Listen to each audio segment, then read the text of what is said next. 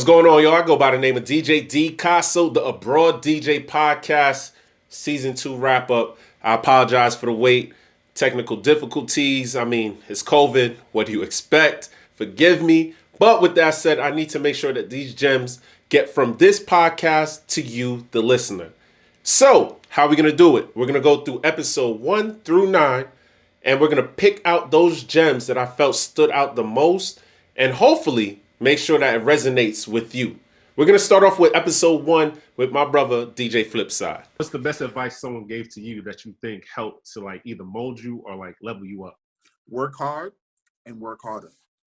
Work hard, then work harder. I like that. That's somebody told me that, and that stuck. That's always been my motto. So yeah, I want to DJ, but fuck it. Now let me produce. Like let me produce now. That I've already worked hard on this. Now let me work harder. What's one of your biggest fears? To lose my drive. To lose my drive to be better. And I've had times where I had to actually sit and think and like, do I still need to do this? Not want to, but do I still need to do this? Okay. Am I still ill to do this? You know what I'm saying? Like, can I get up in the morning and do this right now? Right. To have that serious conversation with myself. Even I had to have the conversation with my wife. Like, yo, like, I don't think I want to do this no more. And then come back a couple days later and get right back to it. Facts. But losing my drive is one that I think is my biggest fear. I don't care about the fame. I don't care about who thinks I'm hot. And I used to think like that. But once I started proving people wrong and they started taking a steady decline and I just stuck to my guns and just stick to my principles and it helped me get to where I'm at, like, I'm fine. And there you have it. DJ Flipside dropping some gems that I feel like can work professionally or personally. And with that said, I want to make sure that I give my brother his roses. Thank you. Thank you for your time. Thank you for sitting down with the podcast. I mean, I know it wasn't easy, and I have to let y'all know, trying to do this digitally was a lot of a learning curve. It was definitely a learning curve. Something I had to get used to. You could tell by the quality of the video, but my brother was definitely game, and I appreciate it. Thank you for rocking with me for that first episode, and thank you for the gems. If y'all haven't watched the entirety of that episode, now's the time to do it, whether you want to listen to it or watch it. It's available on YouTube. But going forward, we're going to go to the next guest that we had, Season 2, Episode 2's guest, DJ Waddy J, who DJs for Danny Lay. Make sure you watch it. Keep up. Thinking about everything that's going on right now, a lot of DJs are out of work. Money's coming in a little bit slower. People are trying to figure out other ways to make bread. Mm-hmm. Are you more or less prepared for this? Like, did you set up like some kind of a nest egg? Are you one of those people that are like more of a day-to-day kind of spender / saver versus I know I need to have at least 6 months of bread saved up, You one of those people or otherwise? Man, I can tell you, I was not one of those people that had my money organized. I wasn't one of those people that invested my money somewhere. I wasn't very smart with my money, to be honest. And this was a time for me to learn it. Like, I'm diving into things I've never thought about diving into before because I know what needs to make sense and that the decisions that I make affect more people than just myself.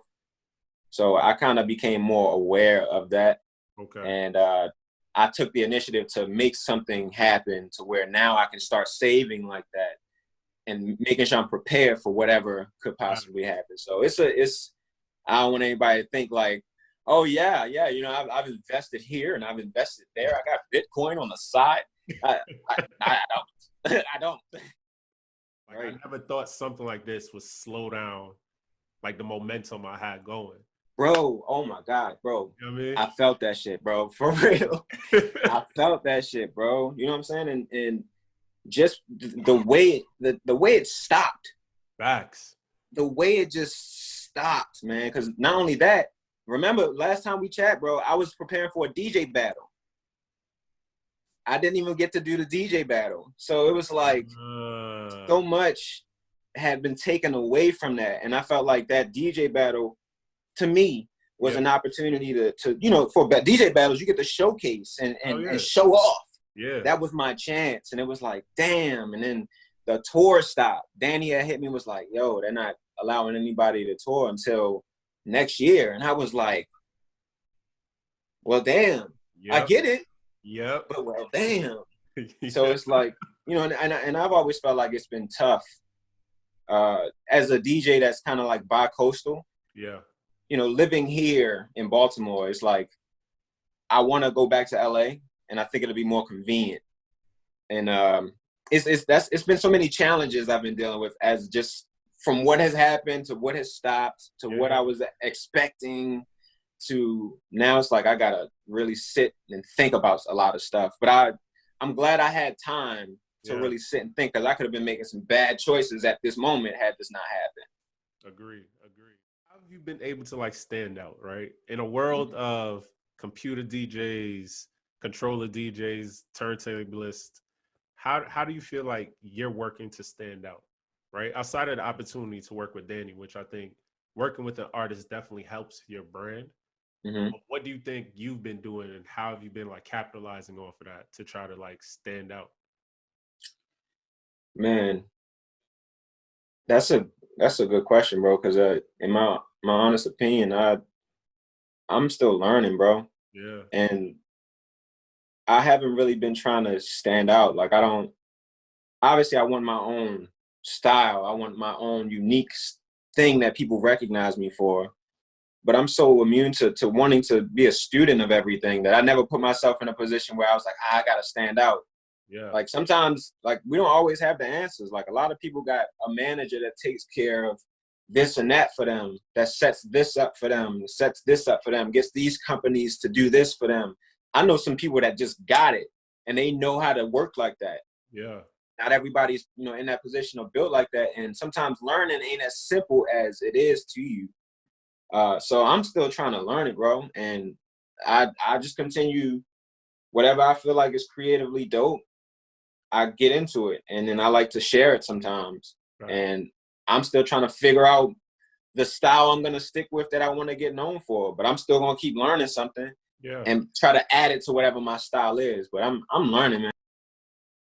Hey, and there's another one. Shout out to my brother DJ Waddy J for feeling comfortable enough to come on the podcast and open up. I mean, we talked about the financial problems that a lot of us faced, as well as trying to stand out both in this industry, which can be applied to anything. For those, I really appreciate y'all. And as I said before, make sure y'all go back and check out his episode. Continuing and moving forward, we're going to go on to my brother DJ Santo, and we're going to start talking about that first conversation that we have and we hear most times if you work in nightlife, the relationship between the DJ and promoter. Let's get into it. Just understanding that both play a part, you know what I mean? I think, I think like the argument of, how you would see online, oh, without the DJ, there wouldn't be no music. Oh, well, without the promoter, there wouldn't be no people. Yeah. And without the busboy, things wouldn't be clean. Without the bartender, your drinks wouldn't be served. You know what I'm saying? Things wouldn't be swept. The bathroom wouldn't be clean without the janitor. So it's like the list can go on as far as like everybody playing a role. And I just feel like once everybody understands their role universally, and we could all have a respect for each other's role, and I think we can make it a little further than where we are, just because of the fact that now promoters have like a misunderstanding of the DJ having to be like 20 different things. And don't get it twisted. We are like 20 different things, but it's because we choose to be, not because you're telling us to be. You know what I'm saying? So like if I decide I want to be a graphic designer / promoter / manager / assistant, whatever it is, that's my decision. You're not going to tell me what it is that I need to be doing besides playing music. You know what I'm saying? So everything on that is icing on the cake. So once we can get that understanding, then I think we could be better off. But regardless of the fact, I'm not saying, I'm just a DJ, I'm just going to show up there and play music. If we're both on the same team and I have respect for what you do and vice versa, I don't mind picking up the slack and vice versa, because that's what a team is supposed to do. So I'm not going to be the guy that says, oh, I don't get paid for that. There's nothing worse than that guy. You know what I'm saying? No, that's a fact. I got a co-worker that don't want to just help out because it's not in their job description. So I don't mind bending over backwards for people as long as it's not expected of me. You know what I'm saying? Like you don't think that it's like something that I need to do. You know what I'm saying? So as long as we on the same page as far as that, then I don't mind bending over backwards. Okay. there anything you wish that you've learned now that you wish you would have learned a little bit earlier that would have saved you like stress, headache, money, time? I think it's just enjoying the process a little bit more, you know? Yeah. You know, we so focused on tomorrow and what we're trying to set ourselves up with and what the goal is. But I think somewhere along the way, you got to just enjoy the process. You got to just take a few, moments to kind of like acknowledge the accomplishments that you did make rather than stressing about what you didn't get a chance to do. You know what I'm saying? So I think that's, for me personally, that's kind of where I'm at now, which is like, I haven't had to have a 9 to 5. You know what I mean? I've still been able to eat. And I think one of those things that kind of put that whole thing, that mind state in perspective was the quarantine that we just went through and the pandemic that we just went through. Kind of like, you're moving 100 miles a minute and you're going out and touring like how we were doing. And like I said, you're on tour and I'm worried about gigs from when I get home, and I'm home and I'm worrying about the next tour. So I'm steady chasing what it is that I feel like I want, rather than just sitting in the moment and enjoying the moment sometimes, you know what I'm saying? So I think that's something that I learned in the most, probably the last few weeks or last few months. Okay. That I think I would have just probably done a little bit differently. Like, just enjoy the process, man.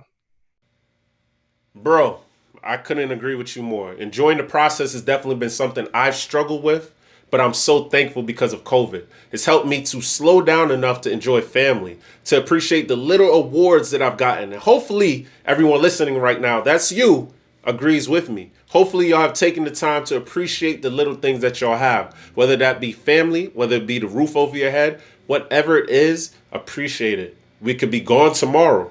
You understand? So hopefully y'all did agree with something, or something in there caught on to you, especially, at least for me, talking about the relationship of DJs and promoters. I really want to see how that's going to work itself out as the world opens back up for all of us. With that said, moving forward, we're going to go on to my brother Shorty Slim, who DJs for B.O.B. Let's start it off like this. The internet is the great equalizer. I have this theory in my head that says pornography proved that online there's an audience for everything. Because I'm pretty sure there's some weird ass shit out there that niggas is just totally into. So the internet, I'm not too young. I'm gonna do shit geared to niggas my age who feel the same way. Going back to what you said about niggas fucking not getting love or getting on. Nah, find you some people who fuck with you and just keep fucking with them. Do what you got to do to bring more people over where y'all sitting, but fuck with the ones who will spend $5 with you. Them niggas not going nowhere, especially nowadays. Like certain DJs, I tip them. Sometimes I don't got it. But I tip a nigga 10 and be like, keep going, my nigga. Why? Because I fuck with the product. Make something that connect. Make something full of quality. If it's quality, you can set the price or whatever. You don't never see no Mercedes on discount. What's this? 100,000.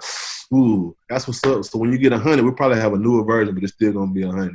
And you just keep fucking with a nigga who fuck with it. If everybody move like that, we all win. That was real. I mean, it's not even the mistakes, because if it ain't happened, you would have never got to where you was. No, I'm proud. I'm not. There were mistakes. I'm proud of all my mistakes. I own my mistakes, because owning your failures and your missteps is how you move on to greater shit. Like a real nigga own his shit. Whether it's fucked up, like, yeah, man, I fucked up. I was like, that was some bullshit. Own your shit. But what's that go back to? Being authentic. It's that simple, dog. That's the key to it. All my niggas. Getting older, man. Maybe it's the weed, but I'm just noticing that, like, life is the simplest thing to live. We wake up every day hell bent on making it hard to do. And that's my mantra I live by, man. And it just, so I try to simplify my thinking so I can maximize my movements. Because I overthink a lot of shit. So let me think about what are the bare bones I need to do. All right, boom. Now how can I take this? Really, really be there for your creatives right now, because some of us, man, it's like all we have. Like, I feel bad for some niggas. Like, you really gotta learn how to do more than one thing, man. Like, that's don't be a one-trick pony. And if you are a one-trick pony, make it be the greatest fucking trick we done ever seen, dog. Because a lot of niggas who don't want to learn how to do other shit, you have to learn something now. You gonna fucking starve and die. It's just what the fuck it is. So be for real about this shit, man. Hell, I sell t-shirts too. Createacool.com. Get you some. I got a hoodie on there. We got stickers. Nigga, shit. Let them legalize weed. I'm selling butter to the nation. You every night you go to bed, you should be like, did I do what I need? Did I do enough today? You should ask yourself that. Damn, sir. I don't think a lot of people's in that mental though, sir. You got to be, man, because this showed me that entertainment is a luxury. Yo. You know what I'm saying? That's why a lot of DJs is out here like really, really fucked up with houses and families and kids and they ain't got no fucking money and they was leaning on them. So like, you know, everybody's situation ain't the same, dog. Like, you know, I ain't straight. I ain't perfect, but I mean, I wake up every day on a mission like I'm gonna make at least 40 today. Some kind of way. I'm gonna jug a 40. I'm gonna do a flyer or some kind of shit and I'm gonna take that 40. If I can, I'm gonna take 30 and put it up, but at least take 20 and put that up. And tomorrow I'm wake up and say, damn, I need to make $40 a day. That's how you say money. That's a real hustler though, son. That's not something you could teach somebody though, bro. I'm not gonna starve, my nigga. I like to cook simple shit and feel like I'm balling. So that's what I'm saying. That's not something you could teach nobody. I don't think you could teach nobody how to be hungry. You feel me? Yeah. Like you could teach someone a hustle. And I learned how to make weed butter in a pressure cooker in a mason jar. Get the fuck out of here, nigga. Yo, everything I eat is infused now. I be drinking infused Kool-Aid. I be eating infused noodles. Boy, I'm infused. What does water taste like? Weed, nigga, fucking with me. That's what it tastes like. Yo, for real. Shout out to my brother DJ Shorty Slim. It's definitely a difference when you're talking to somebody that you really know you have a relationship with. For that, bro, I appreciate you. Thank you for dropping the gems about the internet, it being the great equalizer. Thank you for talking about hustle culture. Like, it's either you have it or you don't. And if you didn't gain it through COVID, I really don't know what's left for you. But definitely everything that he did drop was nothing but gems. Make sure you rewatch that episode. With that said, we're going to move on to our next artist, DJ Marauder. Gold Links official DJ. My brother definitely caught I definitely caught my brother while he was driving his car. So I appreciate him for definitely taking the time out of his busy schedule to drop some gems for y'all. Hopefully pay attention and listen. Let's get into it. Your own events has helped to like expand where you are in your DJ career? Yeah, because I think it's created the respect amongst my peers. Okay. And like, as much as you want, a lot of DJs look for the promoters' respect, the club owners' respect, but you're only as strong as your peers. You're only as strong as the people around you. You're only as strong as and if you're not respected in the DJ community or looked at as a fake DJ or someone that can't really do their job correctly, yeah, you look good on paper. That's cool on the internet. But like when it comes down to it, in reality, if you put a DJ that can't really spin, but they have this big name around 3 or 4 DJs that can really get in it, they're in the back of their mind, all 3 of them are thinking, I'm about to embarrass him. Expose like, this boy. Like, we about to, let's do it. Like, you know, like, and it's as evil as it sounds, the first DJ is going to play all the hits, and the rest of the DJs going to be like, yeah, we good. Because now he can't play the hits unless he sounds like he's going to play the same set. And then we all know what to do. So, like, we know we can dig in the crate and make it work. So, like, and like that respect you have amongst DJs, it's almost like an unspoken fraternity, as you know. So we're like, a DJ that with that type of relationship with other DJs you respect, you're always going to show respect for them. Right. But so like, I think that like that type, curating our own events and showing those DJs that we care about them, we love, you know, what they do and they're keeping our craft going forward. And then the respect of me being on the road and seeing all these things and hearing these different sounds and absorbing what these other DJs are doing around the world and then making it my own and putting my spin on it. Right. Like that definitely progressed me. It definitely like, it opened my eyes to how many DJs I didn't understand, even in my own market, that already knew the things that I was gonna learn in Africa. Yeah, like those things. Like there's a genre in Africa called Amapiano. Okay, and I love it. It's South African house music. But there's a DJ in DC, K Meta, that has been talking about it for years, and I didn't know what he was talking about. I never really looked into it, and as I experienced it for face value to myself. As I come back and I'm like, yo, you were right. This is crazy. And more people need to hear about this shit. Like, and he's like, I told you. I'm like, I know you told me, but now I've seen it. And now I have even more respect for you than I already did. So like those type of things, it progresses you mentally to where you can get out any situation I can get out of it because I have so many genres I can go to. Facts. How did you prepare for this? Like, were you someone that saved? Did you invest? Do you have a crib, like a crib? Is it more of an apartment? Like, how's your money management in that sense?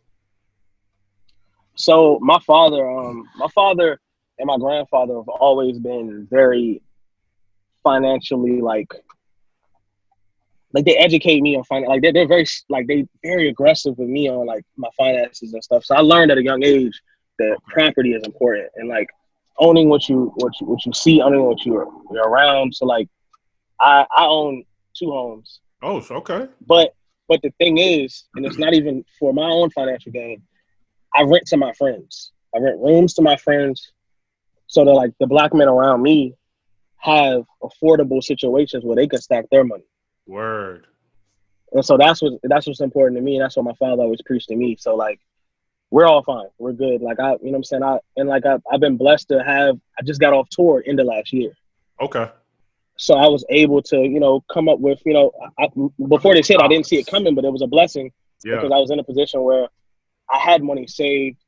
My friends are in a position where they're renting from me and my grandfather. And so it just lined up perfectly. And, you know, we gave them a grace period. So, you know, we're understanding of the times and such. So that was the most important thing. So I really think that was just a blessing for real. So it's not even about the wealth and what I save is just as long as they're fine and I'm okay and we can sustain ourselves. Everything we do is a unit. Like we're good. Like my boy, he was a bartender, bar manager at this place, so he has access to like a restaurant spot. Like, do you buy bulk groceries? Okay. The house is good. We got a deep freezer. We good. So we got grills. We good. That's the most important thing. So. That's real. Was there any lesson that you learned like later in life that you wish you knew earlier? Something that could have saved you time, money, and patience? Probably just jump into the deep end faster. Yeah. Like I'm a risk taker in a sense of I'm willing to take a risk and have faith in myself that I'll figure it out. I wish I had that confidence in myself way earlier. Okay. And like that was, you know what I'm saying? Like, so I was so cautious and like not familiar. I didn't have a rule book. I didn't have a manual on how to do these things. And like, I got to a point where I was like, you know what? I guess I'm gonna just do it. Fuck it. Like, and I don't think anyone should ever have to reach that point. So I kind of just, you know what I'm saying? I got to that point and I was like, look, I gotta figure this out. I'm gonna just do it. That's a fact. And I jumped out in the deep end and it worked out for me. You know what I'm saying? Which was a blessing, but you know, I was terrified. Okay. That's real. And help our young black men. Mentor them, show them that we can do this. Like you got to. I didn't have that. I didn't have anybody that was doing it that I could watch and see. Like that's important. That's one of the most important things ever. Show these young artists that there are people that can do it. You don't have to have somebody to sign to. You don't have to I'm not signed to anyone. Yeah. These people work with me creatively. And of course I have my paperwork together, but these people work with me creatively because they enjoy me. They believe in me. Shout out to my brother DJ Marauder. Thank you for taking the time. You're definitely a man on the move. Thank you for taking a couple seconds to sit down with the Abroad DJ podcast. We appreciate you. The listener appreciates you. They appreciate you. With that said, the topics that we discussed were so dope. We talked about financial literacy. We talked about jumping off that deep end and following your dreams just a little bit earlier. We talked about diversifying the skill sets that you have. I mean, he was a photographer working for Fader Magazine and then ended up DJing for multiple big time artists. I mean, we just talked about legacy and timing and perfect placement. This interview was definitely one for the books. And what made it so hilarious was, again, he was on the move the entire time, walking now to his car. I mean, what do you expect? This is what you could expect, especially because of COVID and doing things through Zoom and the internet age. Moving forward, though, we got to talk to a DJ that his resume is insane, right? And it's pretty hard for me to explain everybody. But again, some of the dope artists that he's DJ for are Genuine, Little Kim, JoJo, if you're from Boston, and a lot more. Again, make sure you check out my brother. Next DJ up is DJ Reg West, my brother from New York. What's up, boy? Talk to them. How are you promoting or marketing yourself, and how have you marketed yourself when it's not just like, I check my resume, I've been here, I've done this. I'm in the space now. This is me personally. Yeah. And and then I can talk about what can be done. Me personally, I realize that I'm very niche. Like I'm very niche. So I'm not going out here to compete with the big names. Like I can't. Like it's not to say that it's pointless, but that's not my focus anymore. I realize that I've done stuff that they've never done, and I've done stuff that, and they've done stuff, you know, like vice versa. You know what I'm saying? Yeah. So I realize my audience is going to be niche, so I cater to that niche audience. I might focus on getting corporate gigs only, which is what I do. Like I focus on getting these corporate gigs because the corporate sponsors like that I DJ for Derek Jeter. They like that I had 8 years on Sirius XM radio. They like that I toured the world with XYZ. It's a draw. Yeah. But when I feel like when I'm trying to compete with, you know, the local hotspot, it kind of gets a little what's the word I want to use? It kind of gets mixed, like lost in the sauce. Facts. Because what I might be looking for on the bread, someone else will do for half the price with a third of the resume and have the same music. Yeah. You know what I'm saying? So I have to really realize that I'm in a niche space. I have to stay in a niche space if I want to get the money I'm looking for. That's right. At the age I'm at, like I don't want to be outside if I don't have to be. You know what I'm saying? Like I don't want to be out at the club at 4:00 in the morning trying to have a conversation with somebody about booking me the next week. I'm good. Like I'm gonna go take this gig with this furniture company that's having a gala. I'm cool. It's cool. It's cool. I've done that already. I'm fine. Thank you. You know what I'm saying? So my I guess advice to people that's younger than me is that there's stages. You know what I'm saying? Like everybody, there's stages and spaces. Okay. Because no one's gonna do what you can do, and no one's gonna do what I can do. Like nobody's gonna do everything I've done exactly. You might play some satellite radio, but you might never tour with an artist. Facts. You might pick up a gig, I don't know, DJing for Red Bull for the soccer team. Yep. But I might never do that. You know what I'm saying? You got to find out where your niche is and go with that. That's so to go back to your original question about marketing, I have to just focus on the people that I know are gonna come book me. For somebody that's younger who is just getting in the game, who might not have never played on turntables, who might just only know a controller as their tool. You have to look at it differently. You might have to do the Sweet 16s for a little bit longer. You might have to do, and look, I know DJs out here that just do Sweet 16s and weddings and cake. So I'm not saying this as a derogatory thing. I promise you I'm not. But that might have to be your lane for a little bit, even if you don't want to do it. Like it just might have to be your lane until you can get a step higher. You know what I'm saying? Like, because the club game, I'm sorry, man. The club game it's not for everybody. And I say that because the money was going to get continually diluted over the years. The guys that are up here are going to be the guys that are up here. And they're going to have to start taking a little cut after COVID's over too. Let's keep it funky. Yeah. Like, you know what I'm saying? So you got to just find your niche and market towards that. What I say to young artists from a touring aspect is understand that every city ain't going to know you. Every city ain't going to like you.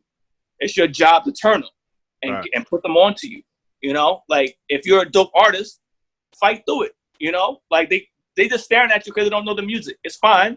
Let them stare. Let them soak it in, and you good. I just be consistent. And continue to push through. That's the real thing I'd love to tell new artists when they get to the point of touring. Just push through, man. People not gonna know you. It's fine. It's okay. If you dope, you dope. Like they're gonna soak in the music. They're gonna go hit the Shazam. You know what I'm saying? And you are right. It's okay. Just keep pushing. Yeah. Before we wrap up, I gotta ask you about the whole work-life balance. Sure. Right? Because I mean, granted, COVID's definitely changed a lot. Us being like steady, But it's like I've always had an issue with that, where it's like I don't want to go to clubs to hang out with my friends and stuff like that, because like I'm always in the clubs if I'm working. Like that, the nighttime, I'm a night owl. I would love to be up between like 9 and 5 a.m., 6 a.m. That's my hours. That's when my brain works. Everybody else is early morning. They want to do like, how have you been able to deal with that? And now you got a family. Like, all right. So I'll give you stages. Like when I wasn't like 25, 26, I was just like you. Like, yo, push it. Like, but I ain't gonna lie. I used to, like my father very, very much instilled in me, you're gonna get up at 7 a.m. regardless. Like, I don't care what time you get in this house. 7 a.m. Yeah. Get up, take a shower, go get some breakfast, start your day. I don't care. And I think that was very much instilled in me. So that's why I didn't sleep a lot coming up. But to move further in life, and you have a girlfriend, and then you try to keep a girlfriend, and you're on the road, and you're doing this, and now you got a family, and your other half has a job too that's very demanding. So how does all that stuff work out? You got to take a back seat sometimes. You have to take a back seat. That's real. You know what I'm saying? Like, for me, and this is just me personally, everybody looks at this differently. Yeah. I know my worth as a DJ, and I know my worth as an artist. So I don't have to be front cover all the time. It's okay. I'll take a back seat.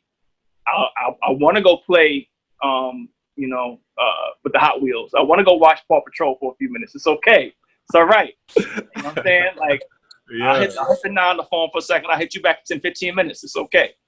That's what I've had to come to realize. Like, that's where I'm at right now. Other people will tell you, yo, like, I'm out tomorrow. I will tell this story though. Like, I have like been on the road literally the day of a birthday and got back in time for a birthday.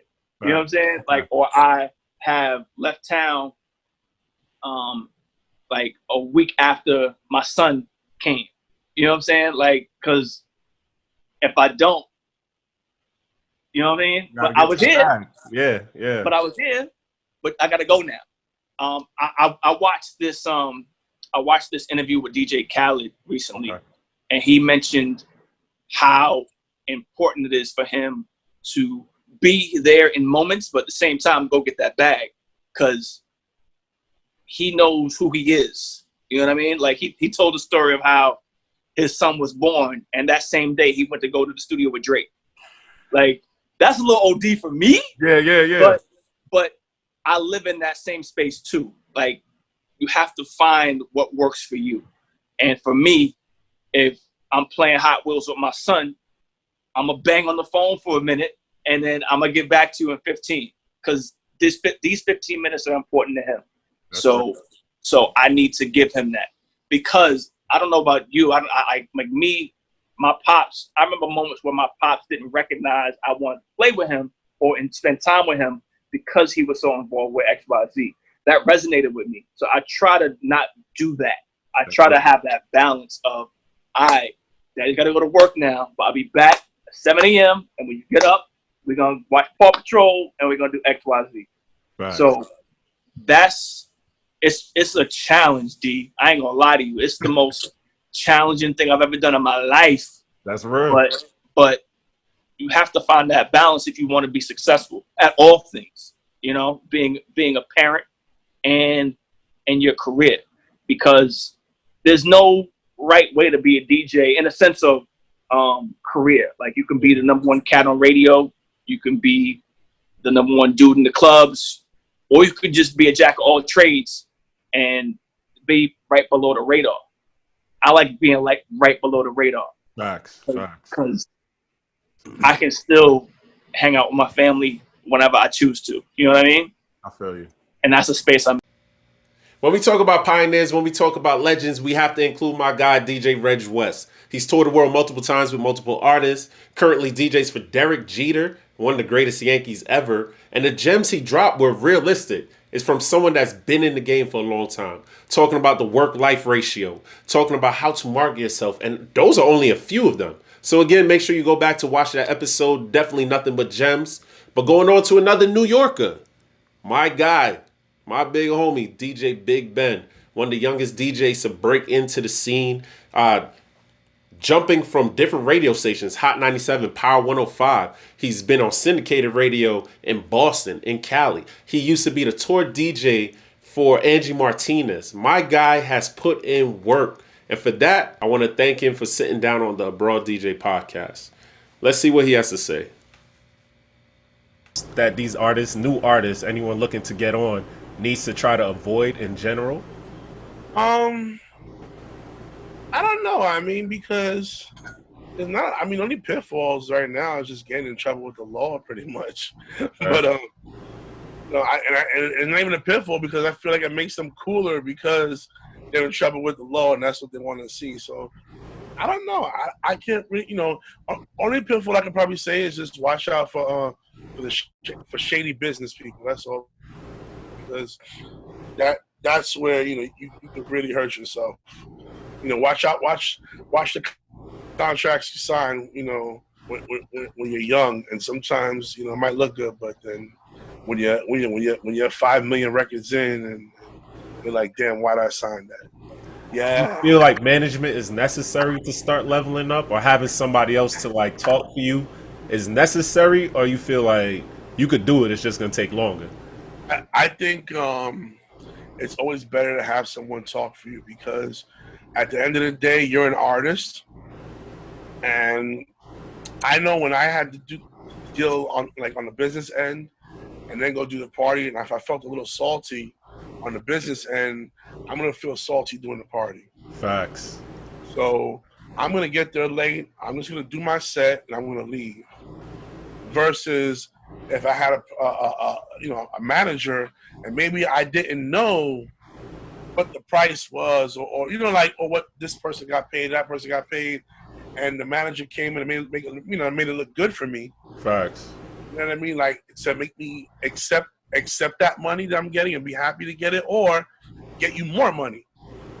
You know what I mean? Because and this way you don't have to battle back and forth begging to get that. But I want this much money. I want that. You should never have to beg, because you're an artist. You already bring something to the table. You bring your talent. You know what I mean? You bring your marketing. You bring your promotion. Right. So to have somebody to talk for you, there's no I in team, man. You need a team. What would you say is the difference between confidence and cockiness? Confidence is when you have skill. Cockiness is when you think you have skill, but you suck. Is there anything in particular you feel like you want to tell us, a lesson that you feel like, if you knew earlier, it would have helped you move a little bit better in this situation, or move better in the game, that you feel like these new cats need to hear? Just watch out with loyalty. Unfortunately, I feel like loyalty in this business is gone. So watch what people say, and watch who you align yourself with, because they could be your friend one day and be your enemy the next day. When you talk about longevity, you're definitely talking about my guy DJ Big Ben. Not only is he a staple in the game, but I mean, he's the epitome of New York. When you think chopped cheese, when you think cat on the bread, you're thinking about DJ Big Ben. I mean, mostly because he used to own a bodega, but you would have knew that if you watched its full episode. So make sure you go back and do that right now. Make sure you go back and pay attention to all the gems he does. He talks about credit. He talks about the difference between cockiness and confidence. He talks about contracts. I mean, he's giving you grown man talk. So if you did not catch it, make sure you go back and do so now. But we're going to keep it real East Coast. And I mean, this is my comfort spot, East Coast. You feel me? No disrespect to anybody else, but I'm on the East Side always. You feel me? So we're going to talk about another guy. This man has been on multiple TV shows. He's DJ for multiple artists. But one of the most ones that you will all know is Lil' Kim. He's Lil Kim's official DJ. He's been on VH1, Master of the Mix, and he's just an all-around good guy, great father, and he's just he's a savage when it comes to turntablism. If you don't know who he is, he goes by the name of DJ Incrediboy. And I always try to ask people, because I think with DJ, no one thinks, even though, like, I don't think a lot of us think of the long-term aspect of it. Yeah, right, so we're just like, yo, we're mad hype when we get a new opportunity. Like, oh, I'm doing something different. Oh, I'm doing something different. I'm getting booked more. At least for me, I wasn't big on like saving my bread. Listen, right? that's another thing, of course. Yeah, because my thing was like, yo, I know this gig is coming up, and this gig is gonna give me X amount of dollars. Listen, a lot of these are suffering from it right now.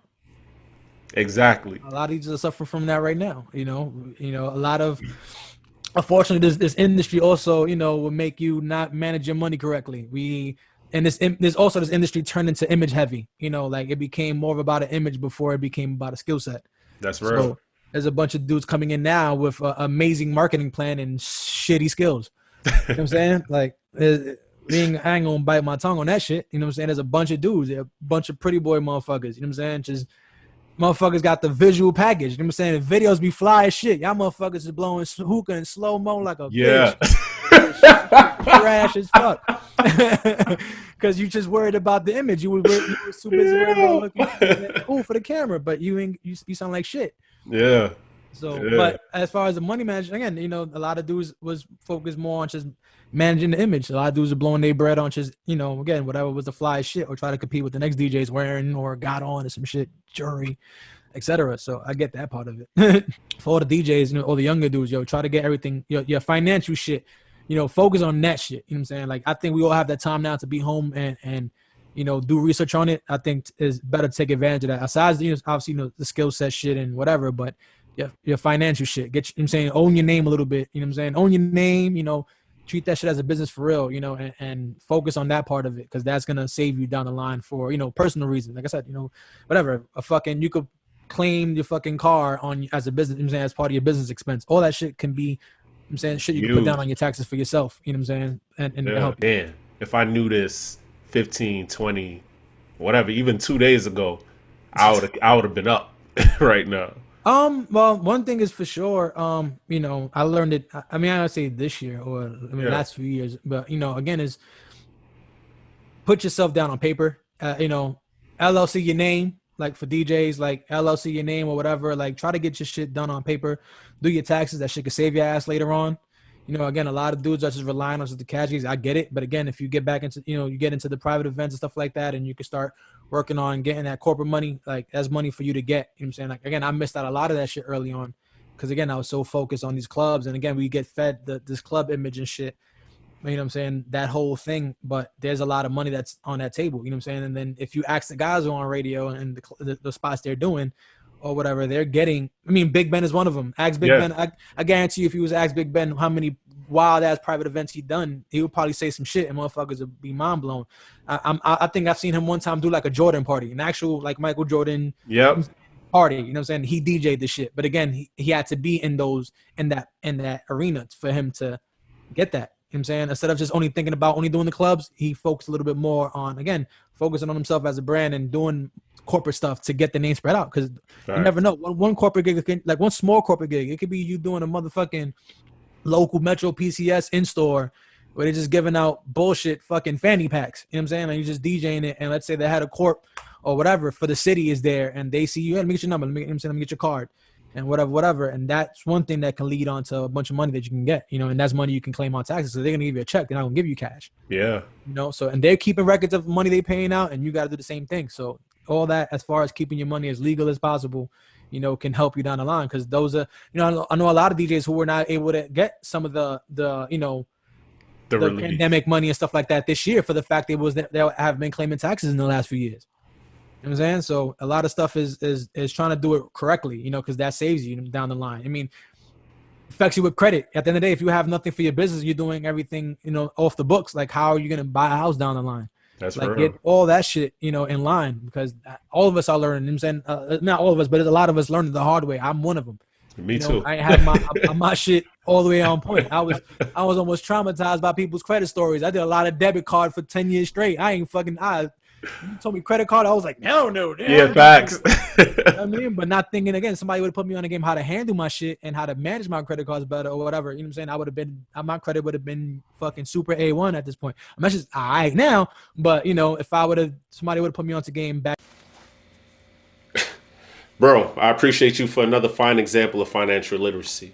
Making sure that your credit's intact, making sure that you're diversifying your skill sets. So no matter what, you'll always be good. These are things that we need to be talking about as entrepreneurs, not only as DJs, not only as artists, but that's everyday life. So for that, I appreciate you, bro. Seriously.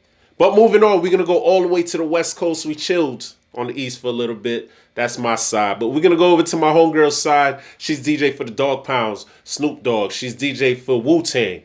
She's currently on tour with Reverie. And she also DJ for Sugar Free. If you don't know that story, I suggest you pay attention and check it out. My girl's about to drop some gems. Do you stop doing gigs for free and you start asking for more money?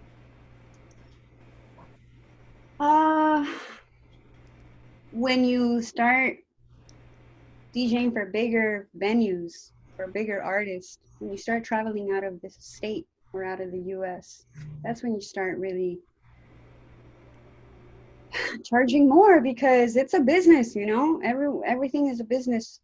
So you have to look at yourself as a business too, you have to see how much you're worth, like if you've been doing DJ gigs and you're just DJing at the same bar, I mean, I don't know, but if you're already like, oh, you DJ for this artist and then you got to do a song with this other artist and you got on the record with this artist and you went around the world with this, like, you're not gonna, I really hope you don't charge the same price, because I mean, come on, like everyone is helping each other out, That's a fact. It's always an exchange. So I think that's when you should really think about like changing your price.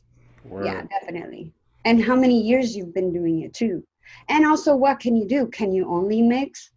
You know what I mean? You got to look at that too. Like, it's like a job, I know how to do computer, I know how to speak 3 languages, and I know how to do like that ups your pay. So can you mix? Yes. Can you scratch? Yes. Can you do tricks? Yes. Can you know what I mean? Like that should already like be bit more points to your pay. That's real. That's real. So on the business tip, what's something that you wish you knew on the business side that you learned later that you wish you knew earlier? On the business side, I would say the best thing I learned was to make contracts. Okay. Because the thing is that when you're barely starting off, a person will be like, oh, I'll pay you this. And then you're like, okay. So then you show up, and then all of a sudden the promoter's going to be like, oh, dang, I don't know what happened to the money, or, oh, guess what? Like, we didn't make enough, my bad. Yeah. And it's like, my bad? Like, excuse me? Like, no, like, but you don't know that when you're starting off. You're just like, oh, all right. Like, at least me, because I was super new. No one's teaching me nothing. No one taught me how to DJ. No one taught me how to talk to people, how to email them, how to brand myself. Nothing, you figure it all out. So I think my major thing I learned for sure was contracts, because then the promoters would just try and like lie, sometimes, not all promoters, but some promoters, man, or they would like sneak out the back door. It's like, no. Like, I've been with my homies in the back of the venue waiting for the promoter to come out of the door. Okay, so gangster. Like, you know what I mean? Like, I was like, oh my God, it's just been crazy. So now, for sure, contracts just saved me so much stress. It's like, you want me to DJ? Okay, yeah, here you go. Here's my contract. Sign it back. Boom. I got no problems after that, So I'm here to do my job. I can relax, do a great job at it, and know that I'm about to get my money. As we officially wrap up season 2, I want to thank everybody, all of my guests that have been on so far. but especially my homegirl, DJ Lala. Thank you for helping me to wrap it up a little bit different. I mean, your story is insane, from being a teacher to being on the road, from DJing, really, literally saving your life and taking you out of a dark time, from talking about contracts and how and when it's time to start raising your prices. I mean, I feel that your perspective on it was dope and it was much needed. And there's a whole realm of people that really needed to hear that from someone like you. So for that, I thank you. Again, thank you to all of my guests. I really appreciate y'all jumping on with me. Doing it digitally was a little bit different. It was a little bit harder, but we did it. We officially did it. And despite all the problems that we have because of COVID and the technical difficulties, it's officially a wrap. I'll see y'all for season 3. Appreciate y'all. It's the Broad DJ, DJ DeCasso. We here, baby.